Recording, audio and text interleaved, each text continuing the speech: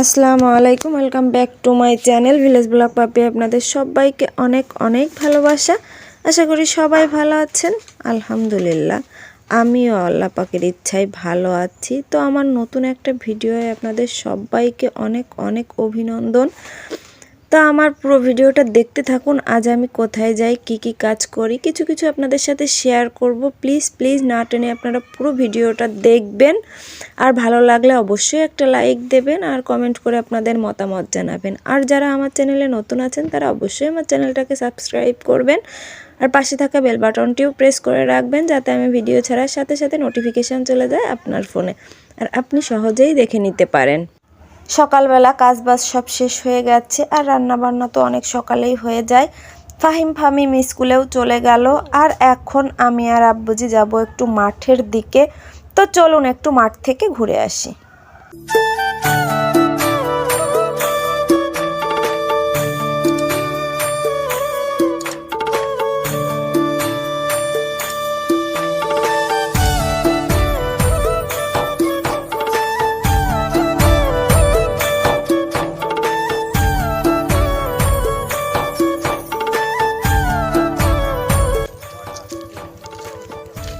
এই খেজুর গাছটা এখনো বিক্রি করা যায় না, কেনে না খেজুর গাছ, কেউ কেনে না।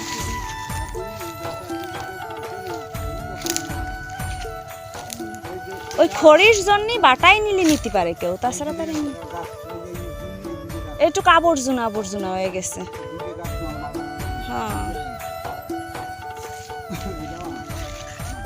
না, এতে তো খালি অযথা জায়গা নষ্ট করতেছে, আরো জায়গা জোড়া করে রাখছে।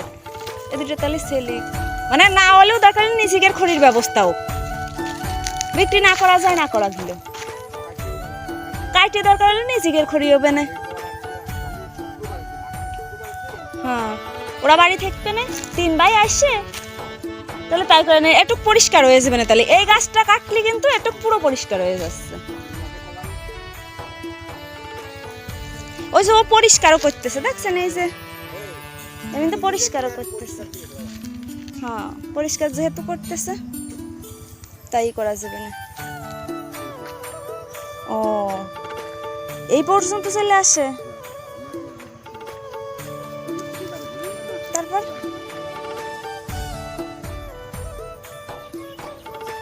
মানে আমরা এই দিক আরো এতখানিক পাবো, কম খানিক নাকি পুরোটা না?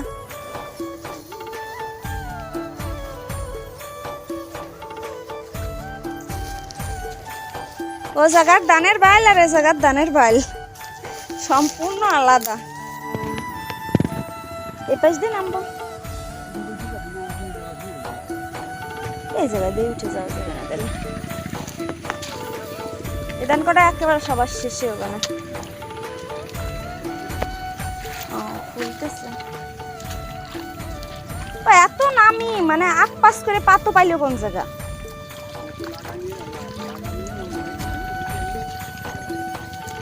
পাতর বয়স যদি সমান হয় তাহলে যে জায়গায় লাগানো হোক সমান ভাবে হয় না, লাগানোর জন্য খুশি হতে বড় কোনো গিফটের দরকার হয় না বা বড় কোনো কিছু পাওয়ার দরকার হয় না। ছোট ছোট কিছুতেও কিন্তু অনেকটা খুশি, অনেকটা আনন্দ লুকিয়ে থাকে।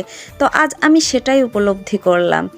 আজ আমরা ফেরার পথে, জমি দেখে ফেরার পথে আব্বুজি আর আমি যখন ফিরছিলাম তখন একটা জমিতে এই লাল শাপলাগুলো দেখলাম। আর আমি তখনই আব্বুজির কাছে বায়না করলাম এই লাল শাপলা আমাকে যেন তুলে দেয়। তো সে আমার কথা মতো সত্যি নেমে পড়লো এই পানিতে অনেক চুলকায়। তো সে সেটা কিন্তু না ভেবেই আমার কথা রক্ষা করার জন্য সে নেমে পড়লো। বাবারা তো এমনই হয়, মেয়ের খুশির জন্য তারা সব করতে পারে, আর আমার বাবাও তার ব্যতিক্রম নয়। আমাদের 3 বোনের সুখের জন্য আমার আব্বুজি সব করতে পারে। তাই তো এখনও 2 ছেলের মা হওয়া সত্ত্বেও আব্বুজির কাছে বায়না করার সুযোগ পায় আর তার সাধ্যমতো সে সেটা পূরণ করার চেষ্টা করে। আর এখন আমরা বাড়ি ফিরে চলে আসছি। তো এখন এসে আব্বুজি হচ্ছে আমার এই শাপলাটাকে সুন্দরভাবে কেটে সাইজ করে দেবে আর আমি সেটাকে লাগিয়ে রাখবো। আর মা এখানে নেড়েছে ধান আর এদিকে নেড়েছে হচ্ছে মরিচ, আর এদিকে মা বসে বসে রসুন ভাঙছে, কারণ এই রসুনগুলো লাগাতে হবে। জমি রেডি হলে তাড়াতাড়ি করে ভাঙা যাবে না, তাই আগে ভাগেই ভেঙে রাখছে আস্তে আস্তে করে।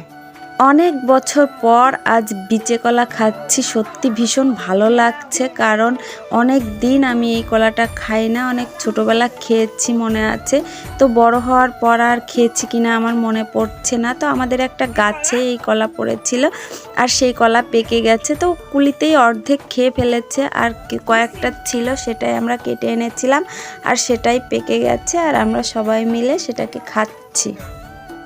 অনেকক্ষণ আগেই আমি শাপলা দুটো লাগিয়ে রেখেছি, তখন ক্যামেরা করি নাই কারণ পানিটা অনেক ঘোলা ছিল। কারণ এই পানিটা ঘোলার কারণ হচ্ছে আমি মাটির ভিতর, টবের ভিতর মাটি দিয়ে তার ভিতর গোড়াটা পুঁতে দিয়েছি আর পানি দেওয়াতে পুরো পানিটা ঘোলাই গেছিলো, এ কারণেই হচ্ছে তখন ক্যামেরা করি নাই। দেখুন আগেরবার আমি একটা এভাবে এনে রেখেছিলাম, তো সেটা পচে গেছিল, সেটা নাকি গোড়ায় মাটি ছিল না, মাটির ভিতর দেওয়া হয়েছিল না, সে কারণেই পচে গেছিলো।